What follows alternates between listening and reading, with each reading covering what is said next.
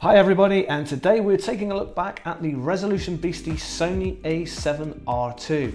Launched in the summer of 2016, this was the second Sony A7R series camera, the R standing for resolution of course, and it certainly did not disappoint on that front. It blew the competition in this arena out of the water given its size and weight. The biggest news was the sensor upgrade. It now sporting a whopping 42.4 million pixels, and the sensor was actually completely re-engineered to deal with what was at the time an eye-watering amount of resolution on a mainstream camera. It was capable of 14-bit uncompressed RAW files.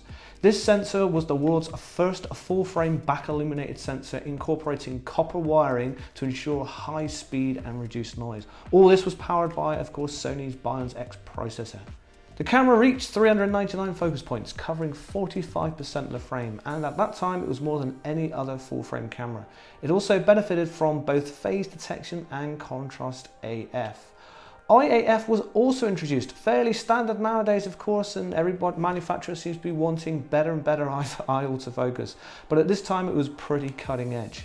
Now of course, this being the second A7 series camera, Sony introduced IBIS into their bodies, a welcome addition for photographers and videographers alike. And given the 42.4 million pixels, a 5-axis in-body stabilization was hugely celebrated. In terms of video, it runs 4K, but the biggest news was that of Super 35 and 4K formats that allowed 100 megabits per second.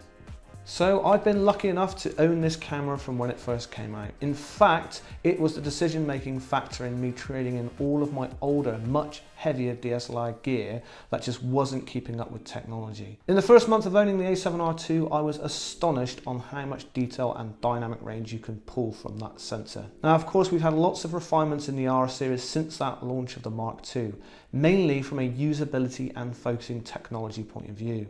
And for me, I guess that's why this camera, and in fact the Mark I, are extremely attractive options for the used market. When the Mark II first came out, there were lots of critics that were dubious about changing systems due to the lens support, and that of course is now a very different story. Sony released some truly exceptional glass and served the lens, the specialist lens producers such as Sigma and Tamron. So if you're a landscape photographer or a studio based and you need the high resolution but you don't necessarily want a bulky body and weight to go with it, then do check this one out.